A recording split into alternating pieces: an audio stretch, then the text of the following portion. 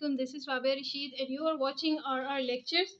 तो जी आज बिल्कुल भी वीडियो बनाने का कोई मूड और इरादा नहीं था, लेकिन सक्सेस इनएविटेबल ने कहा कि जनाब आपने कोई आंसर नहीं दिया मेरी किसी क्वेरी का, मैंने सारी वीडियोस देख ली हैं, तो फिर मैं ऐसे तो नहीं अब बैठी रह सकती थी ना, इसलिए मैंने सोचा जल्दी जल्दी आपको जो है ना इसका आंसर दे दूँ।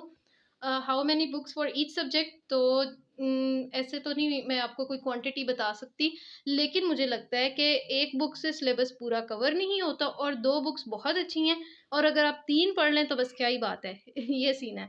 और इसमें ये होता है कि बुक्स कैसे बंदा ज़्यादा पढ़ सके, तो उसकी स्ट्रैटेजी होती है कि अगर आप बुक्स बाय कर लो ना तो it becomes more convenient to look at the contents, तो आप वो कंटेंट्स खोलो, देखो, अपने टॉपिक से मैच करो, तो यू विल फाइंड आउट के कुछ जो हैं टॉपिक्स वो बहुत कॉम्प्रिहेंसिवली एक्सप्लेन किए हुए हैं आपके सिलेबस से, तो आप यहाँ से कर सकते हो। वो किसी एक बुक में कोई 1-2 टॉपिक्स मिल जाएँगे, दूसरी बुक में बाकी टॉपिक्स मिल जाएँगे, ऐसे हो जाता है, और कुछ टॉपिक्स बुक्स में होते ही नहीं हैं, तो वो आपको आर्टिकल सर्च करने पड़ते हैं, तो उसको फिर आप आर्टिकल्स ढूँढेंगे, और उसके पे भी मैंने एक वीडियो बनाई हुई है, हाउ टू सर्च आर्टिकल्स, अगर आप वो देखना चाहें तो। तो बाकी जो है ना मतलब कोई एक स्टैटिक नंबर नहीं है कि आपने कितनी बुक्स लेनी है। मैंने तो खुद अपना एक्सपेरिमेंट बहुत ज़्यादा किया। आईआर में तो मैंने बेतहाशा बुक्स जो है ना पढ़ी भी और डाउनलोड भी की, उनके नोट्स भी बनाए और बाय भी की, और उस पे जाके एंड पे जाके मुझे लगा कि हाँ, ये 1-2 बुक्स हैं जो मुझे लेके चलनी चाहिए, और बाकी जो है बुक्स फिर मैंने साइड पे कर दी।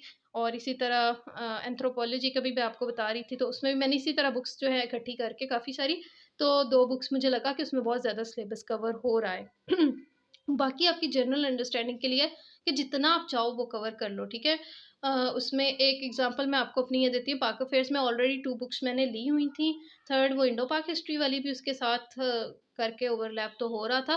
तो एक और बुक पाकिस्तान पैराडॉक्स मैंने उन दिनों पढ़नी शुरू की थी when I was not feeling like studying. मैं बिल्कुल, मेरा दिल नहीं करता था, कि मैं बोर हो चुकी थी पढ़-पढ़ के, और वो कोई 1 या 2 महीने का टाइम पीरियड था and I didn't wanted to waste that time. तो मैंने वो बुक जो है वो वैसे ही अपने चस्के के लिए, मज़े के लिए पढ़नी शुरू की, और वो वाक़ई बड़ी इंटरेस्टिंग थी, लेकिन उसको भी ए टू ज़ी नहीं कवर किया। मैं उसको जो है ना स्किप करती जाती थी, कंटेंट देख रही होती थी, कोई ना कोई मुझे अच्छी लग जाती थी, उसमें जो भी बात है तो वो मैं खोल के वो पढ़ना शुरू कर देती थी, और उससे मेरी अंडरस्टैंडिंग बहुत ज़्यादा अच्छी बिल्ड हुई पाक अफेयर्स की। और फिर आपने बात की है फॉरेन ऑथर्स और लोकल वन्स, तो एक ना मैंने चीज़ देखी है कि फॉरेन ऑथर्स की लैंग्वेज ज़्यादा सिंपल और ज़्यादा अंडरस्टैंडिंग होती है, अंडरस्टैंडेबल होती है। उसमें ना बहुत फ्लावरी लैंग्वेज नहीं होती, टू द पॉइंट बात होती है, तो वो आपको ना, मुझे तो ये लगता है कि वो ज़्यादा जल्दी ज़हन में बैठती है।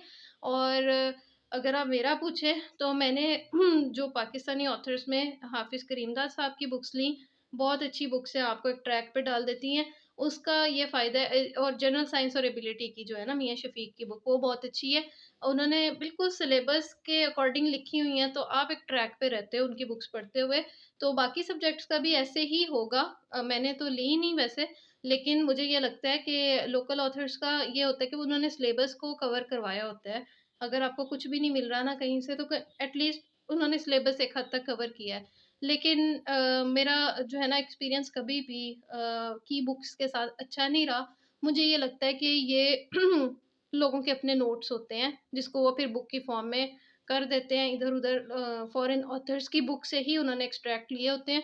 तो अगर आप फॉरेन ऑथर्स की बुक 1 या 2 पढ़ लेते हो, तो आपकी नॉलेज बेस ना ज़्यादा वास्ट हो जाती है, ज़्यादा अच्छी हो जाती है।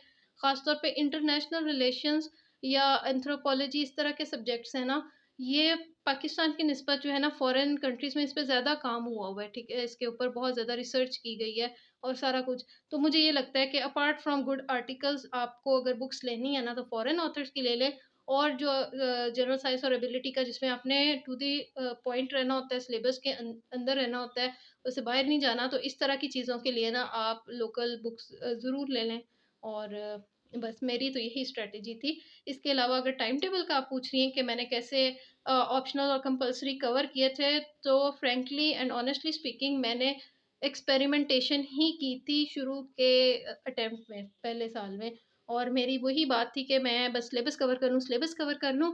और पिछला हालाँकि बहुत अच्छे मैंने नोट्स बनाए थे, अब मैं कभी देखती हूँ ना फ्लिप करके, लेकिन मैंने गलती ये की थी कि मैंने उनको रिवाइज़ करने की ज़हमत नहीं की थी, क्योंकि मुझे लगता था कि ये तो एक दफ़ा पढ़ लिया, चलो अंडरस्टैंडिंग हो गई है, अब आगे फलाँ टॉपिक तो पता ही नहीं है, फलाँ टॉपिक का उसका भी कोई मटीरियल ले लो, इधर से सर्च करो, उधर से सर्च करो। तो खुद भी परेशान हुई मैं बहुत ज़्यादा, और कोई फ़ायदा भी नहीं हुआ। तो अगली दफ़ा में ज़रा मैंने ना अपने आप को स्लो डाउन और काम रखा था, और उसमें मैंने स्ट्रैटेजी यही अपनाई थी कि जो मैंने पहले के नोट्स बनाए हैं उनको रिवाइज़ करो, उनको मज़ीद बेहतर कर लो। और 100% सिलेबस कवर करने से बेहतर है कि 70 या 80% सिलेबस ना आप कर लो, और उसको अच्छा कर लो। इतना अच्छा कर लो कि किसी को एक्सप्लेन करना हो अचानक, तो वो चीज़ें आपको मतलब वैसे ही आती हों। तो बाकी रमज़ान टाइमिंग का जो है सादिया ने पूछा था, वो भी मैं इसी वीडियो में आज साथ ही निपटा देती हूँ। देखिए, ये ना 2-3 तरह की होती हैं स्ट्रैटेजीज़। एक ये मैं हमेशा आपको दिखाने बैठ जाती हूँ, मुझे ये बहुत पसंद है। इसमें ना टाइमिंग्स हैं। जब मैं ऑर्गेनाइज़्ड नहीं होती ना, और मुझे ये होता है कि मुझे अपनी लाइफ़ में कोई ऑर्गेनाइज़ेशन लेके आनी चाहिए, और अगर ऑर्गेनाइज़ हुए बगैर मैं काम नहीं करूँगी, तो मैं स्लॉट्स में डाल लेती हूँ। कॉलेज का कोई काम है तो सुबह वाले स्लॉट में डाल लूँगी, क्योंकि वो मैं लाज़मी फिर करके ही कॉलेज जाऊँगी। उसके बाद घर आके तो जो घर का या बच्चों का काम है, जैसे खाना बनाना है या किचन का है या जो भी है घर के व्हाटएवर, तो वो मैंने इस टाइम में दोपहर के टाइम में कर लेना है।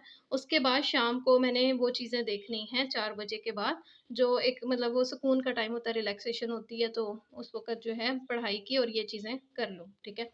तो कभी-कभी ये होता है कि मुझसे टाइम फ़ॉलो नहीं किया जा रहा होता है, क्योंकि हो सकता है अगर मैंने 4 ओ क्लॉक पे कोई टाइम रखा था कि मैंने ये काम 4 ओ क्लॉक करना है, तो उसी टाइम मेरा कोई बच्चा आएगा और उसकी कोई नीड होगी, उसको कुछ चाहिए, या उसने कोई लड़ाई कर ली है बहन-भाइयों से, तो उनकी एक लंबी सुलह करवानी है और सारों के गिले-शिकवे सुनने हैं, तो वो करते-करते मुझे आराम से साढ़े 4 या 5 बज जाएँगे।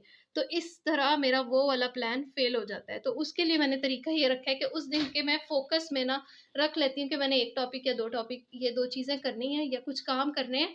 लेकिन जैसे ही मुझे फ़ारिग वक़्त मिलेगा, जैसे ही I will feel like doing it, या मैं फिर उसको एंड टाइम पे जो है ना 11th आवर तक जो है ना वो टालती रहती हूँ, और मैं कहती हूँ कि चलो ठीक है, अभी इसको छोड़ो, जब सर पे पड़ेगी, जैसे यूनिफ़ॉर्म प्रेस करने हैं बच्चों के, तो बस वो जब रात होगी तो लाज़मी फिर करने ही हैं, क्योंकि सुबह जाना है, और अगर रात को भी नहीं तो सुबह तो लाज़मी हो ही जाएँगे। तो उसको मैं फिर किसी टाइम स्लॉट में नहीं डालूँगी। तो इसी तरह स्टडीज़ की भी चीज़ें हैं कि कुछ सब टॉपिक्स होंगे जो आपको पता है कि इनेविटेबली आपने वो कर ही लेने हैं, और उसको फिर आप उस टाइम तक छोड़ दो। और अगर जो है आपको लगता है कि आप इस तरह सुधरते नहीं हो, तो फिर उसको टाइम स्लॉट्स में डाल लो। ये दोनों ही तरीके बहुत अच्छे हैं, और रमज़ान में भी ऐसे ही टाइम निकाला जा सकता है इन चीज़ों के लिए।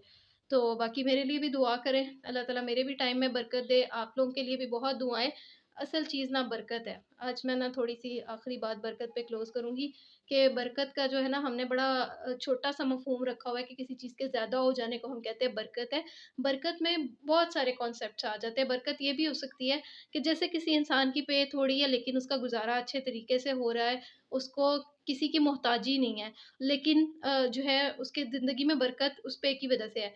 कुछ लोग हैं उनकी ज़िंदगी में, उनकी पेज़ में बरकत नहीं है, तो पे बहुत ज़्यादा है, लेकिन घर में टेंशन्स हैं जो ख़त्म होने का नाम ही नहीं ले रही, मुसीबतें हैं वो ख़त्म नहीं हो रही, बीमारियाँ हैं वो जा नहीं रही।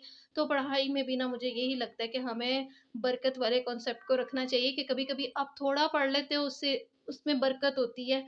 आपका सारा पेपर जो है ना वो आप आराम से उस थोड़े पढ़े हुए से कवर कर लेते हो। मेन चीज़ें आपने की होती हैं और वो हर जगह आपकी चल जाती हैं। एस्से में भी आ रही हैं, पाक अफ़ेयर्स में भी आ रही हैं, इंटरनेशनल रिलेशंस में भी आ रही हैं। ऐसे आपकी पढ़ाई में बरकत आ जाती है। और कभी ये होता है कि पढ़ाई से ऐसी बरकत निकलती है कि आप सुबह से शाम तक लगे होते हो, पढ़ी जा रहे हो, पढ़ी जा रहे हो, लेकिन आपके किसी टेस्ट में, किसी एग्ज़ाम में वो चीज़ें आती ही नहीं हैं, और आप कहते हो मैं तो पढ़-पढ़ के थक गया था और कुछ भी नहीं इसमें से आया, और ये तो मतलब मेरे साथ तो बहुत ज़्यादती हुई है। तो कभी-कभी हमें देख लेना चाहिए कि हम अल्लाह से दुआएँ कितनी कर रहे हैं ना, और हम सोच रहे हैं कि नहीं इन चीज़ों के ऊपर। तो बस इसके साथ ही आपके लिए भी दुआएँ मुझे भी चाहिए, और अस्सलाम वालेकुम।